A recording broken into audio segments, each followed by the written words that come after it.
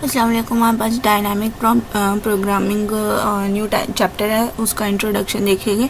Dynamic problems किस लिए इस्तेमाल होता है? ऑप्टिमाइज प्रॉब्लम्स के अंदर ज़्यादातर डायनामिक प्रोग्रामिंग इस्तेमाल होती है। ऑप्टिमाइज प्रॉब्लम्स किसे बोला जाता है? जिसके अंदर मल्टीपल फिजिबल सोल्यूशंस होते हैं आपको, और आप लोगों ने स्पेसिफिक कॉस्ट सोल्यूशन, बल्कि कहा जाए कि अगर आपने बेस्ट कॉस्ट सोल्यूशन आपने उन तमाम में से लेना होता है, ठीक है, सोल्यूशन आपने लेना होता है, और objective is to find the best of all possible solution. आपके पास जितना भी सोल्यूशन है उसके अंदर से आपने ऑप्टिमाइज सोल्यूशन, ऑप्टिमल सोल्यूशन लेना होता है। ऑप्टिमल सोल्यूशन कौन सा होता है? जिसकी लोएस्ट कॉस्ट हो, ठीक है, तो वो होता है हमारे पास डायनामिक उन जैसी प्रॉब्लम्स को सॉल्व करने के लिए हम लोग इस्तेमाल करेंगे dynamic programming. Dynamic programming Richard bellman ने 1955 में इंट्रोड्यूस किया था। ये वर्ड जो है वो डायनामिक, वो टाइम वेरिंग के ऊपर ही जो है वो रखा गया है, ठीक है। टाइम ऊपर नीचे हो रहा है, टाइम वेरी कर रहा है, टाइम वेरी किसके ऊपर कर रहा है? प्रॉब्लम्स के ऊपर वेरी कर रहा होता है। The word programming refers to the tabular method like linear programming to solve problems. Dynamic का वर्ड क्या होता है कि आपके पास जो टाइम है वो वेरी कर रहा होता है, कभी कम हो रहा है तो कभी ज़्यादा हो रहा होता है। वर्स्ट केस में ज़्यादा हो जाता है, बेस्ट केस में कम हो जाता है। प्रोग्रामिंग का जो वर्ड होता है ना, वो प्रॉब्लम्स को सॉल्व करने के लिए, लीनियर प्रोग्रामिंग प्रॉब्लम्स को सॉल्व करने के लिए इस्तेमाल किया गया है। तो ये दोनों अगर इस्तेमाल हो रहे हैं तो हमारे पास डायनामिक प्रोग्रामिंग बन रहा है, जिसके अंदर हमारे पास बहुत सारे मल्टीपल फिजिबल सोल्यूशंस होंगे, और उसके अंदर से हम लोग एक अच्छा सा सोल्यूशन जो हमारे पास बेस्ट सोल्यूशन होगा वो हम लोग निकालेंगे डायनामिक प्रोग्रामिंग को इस्तेमाल करके। तो अगर देखा डायनामिक प्रोग्रामिंग के अंदर क्या आ जाता है? Dynamic programming works if a problem exhibit the following two properties.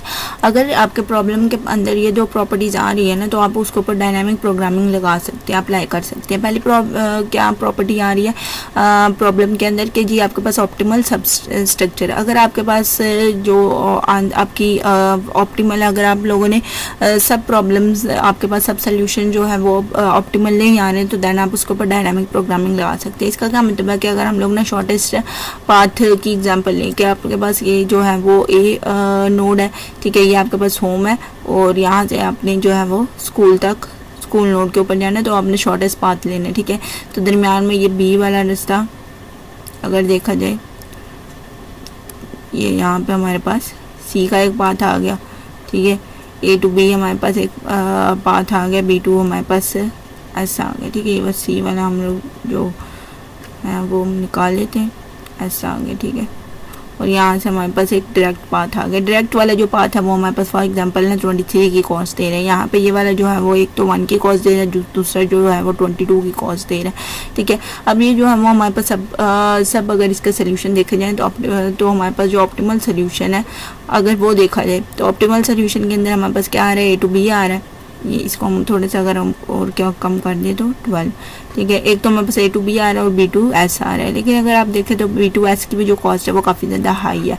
तो अगर आपके सब सोल्यूशन के अंदर भी अगर आपको ऑप्टिमल रिजल्ट नहीं मिल रहा, तो यहाँ पे देखो अगर पूरा देखा जाए तो वो तो ऑप्टिमल है, लेकिन अगर सब सोल्यूशन देखा जाए तो हमारे पास एक सब सोल्यूशन जो है वो ऑप्टिमल नहीं है। तो आपको पूरी जो प्रॉब्लम है उसको ऑप्टिमल नहीं समझा जाएगा, पूरे सोल्यूशन को ऑप्टिमल नहीं समझा जाएगा। तो अगर आपके पास ऐसा ऑप्टिमल सोल्यूशन है, किसी प्रॉब्लम का ऐसा ऑप्टिमल सोल्यूशन आ रहा है जिसके अंदर जो आपके पास सब सोल्यूशन थे, सब प्रॉब्लम्स के सोल्यूशन थे, वो आपके पास ऑप्टिमल नहीं आ रहे, तो वहाँ पर आप डायनामिक प्रोग्रामिंग अप्लाई कर सकते हैं।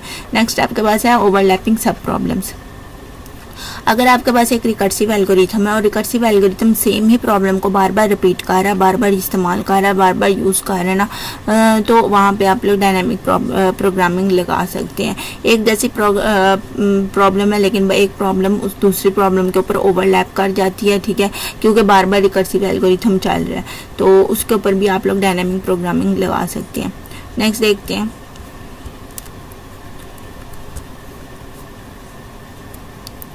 ओके, नेक्स्ट हमारे पास है डायनामिक प्रोग्रामिंग के अंदर ही हमारे पास है दो चीज़ें हमारे पास डायनामिक प्रोग्रामिंग है, like divide and conquer method solves programming by combining the solution to sub problems. Dynamic programming के अंदर हमारे पास है डिवाइड एंड कंकर की डिवाइड एंड कनकर और डायनामिक प्रोग्रामिंग ऑलमोस्ट दोनों एक ही जैसे वर्क करते हैं। दोनों ही जो है वो solve problem bye combining the solution of सब प्रॉब्लम। प्रॉब्लम्स को किस तरह से सॉल्व करते हैं कि प्रॉब्लम्स के पहले सब प्रॉब्लम्स बना लेते हैं, उनको सब प्रॉब्लम में डिवाइड कर लेते हैं और लास्ट में जाकर उसको सोल्यूशन को कंबाइन कर देते हैं। दोनों ही इसी मैकेनिज्म से वर्क करते हैं।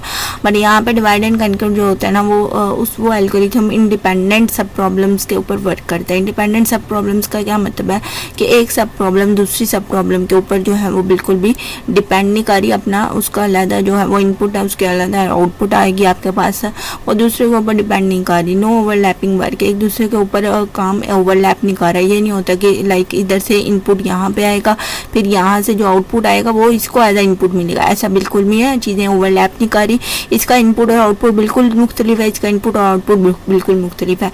लेकिन यहाँ पे जो आपके पास डायनामिक प्रोग्रामिंग है, डायनामिक प्रोग्रामिंग ऐसी सब प्रॉब्लम्स पे वर्क करता है जो नॉट इंडिपेंडेंट हो, जो आपस में कुछ ना कुछ डाटा शेयर कर रही है। इंडिपेंडेंट बिल्कुल भी नहीं है वो। जैसे कि यहाँ पे आप देख सकते हो कि प्रॉब्लम है, सब प्रॉब्लम नंबर 1 है।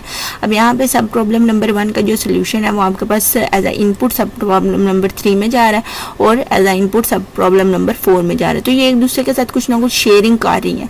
तो इस तरह से डायनामिक प्रोग्रामिंग जो है वो सॉल्व आउट होती है। तो होप सो आप लोग को इस चीज़ की समझ आ गई होगी। डायनामिक प्रोग्रामिंग को सॉल्व करने के लिए कुछ स्टेप्स हैं, उसके एल्गोरिथम के कुछ स्टेप्स हैं। सबसे पहले characterise structure of optimal solution. Optimal solution किस तरह से मिल सकता है, उसका अपने स्ट्रक्चर जो है किस तरह से मिल रहा है और ऑप्टिमल सोल्यूशन कौन सी सब प्रॉब्लम्स को इस्तेमाल करने से आपके पास ऑप्टिमल सोल्यूशन आएगा, कौन सी सब प्रॉब्लम आपको एक ऑप्टिमल सोल्यूशन दे सकेगी, आपका टारगेटेड आंसर जो है वो कौन सी, आउटपुट जो है वो कौन सी सब प्रॉब्लम देगी। जैसे कि ऊपर वाली एग्जांपल हम देखें तो ऊपर वाली एग्जांपल के अंदर मैं आपको दिखाऊँ तो ये देखिए यहाँ पे हमारे पास क्या है कि यहाँ पे आपके पास लास्ट में सब प्रॉब्लम 5 भी आ गई, सब प्रॉब्लम 6 भी आ गई, सब प्रॉब्लम 7 भी आ गई। ठीक है, लास्ट में हमारे पास ये आई। अब कौन सी सब प्रॉब्लम आपको ऑप्टिमाइज्ड आंसर देगी, ठीक है ना। तो ये स्ट्रक्चर पहले तो वाज़ेह होना चाहिए। स्ट्रक्चर हमने पहले तो जो है वो कैटेगराइज कर लेना कि कौन सा सब प्रॉब्लम्स कौन सा ऑप्टिमल सोल्यूशन आपको देगी। दूसरी चीज़ है आपके पास recursive define the value of optimal solution. अब एक रिकर्सिव फार्मूला आपके पास बनेगा जो कि आपको ये बताएगी कि आपके सोल्यूशन की जो वैल्यू है वो कैसे कैलकुलेट होगी सब प्रॉब्लम की वैल्यू से। ठीक है, एक ऑप्टिमल। नेक्स्ट है हमारे पास step number 3, compute the value of optimal solution typically in a bottom up. Dynamic programming में एक रिकर्सिव आपके पास फार्मूला लगता है। जैसे कि ऊपर सेकंड स्टेप में उन्होंने कहा था कि रिकर्सिव फार्मूला जो है वो अपना बिल्ड करें। तो डायनामिक प्रोग्रामिंग में रिकर्सिव फार्मूला ये क्यों लगता है, इसलिए डायनामिक प्रोग्रामिंग को जो है ना वो सीधा ऊपर से लेकर नीचे तक नहीं चलाते, इस तरह से नहीं करते, ऊपर से लेकर नीचे तक नहीं चलाते। इसको जो है वो वरना आपके पास बार बार रिपीट होता रहता है, आपकी टाइम को लेक्चर बढ़ती रहती है, चीज़ें बार बार रिपीट होती रहती हैं। इसको बल्कि क्या करते हैं कि नीचे से ऊपर तक चलाते हैं। यानी आपके पास जो छोटी सब प्रॉब्लम्स है वो पहले सॉल्व होती हैं और फिर चीज़ें जो है वो बड़ी सब प्रॉब्लम्स की तरफ आती है। यही जो है वो डीपी का असली काम है, मतलब डायनामिक प्रोग्रामिंग का असली यही काम है कि ये छोटी सब प्रॉब्लम्स को पहले सॉल्व करते हैं और फिर बड़ी सब प्रॉब्लम्स को सॉल्व करते हैं। इसे यहाँ पे लिखा हुआ है बॉटम अप फैशन। ठीक है, मतलब नीचे से आपने ऊपर की तरफ चलाना है, छोटी सब प्रॉब्लम्स पहले सॉल्व होंगी और देन ऊपर आएगा और बड़ी सब प्रॉब्लम्स को सॉल्व करेगा। नेक्स्ट हमारे पास जो पॉइंट है हमारे पास आ जाता है construct optimal solution from computed information।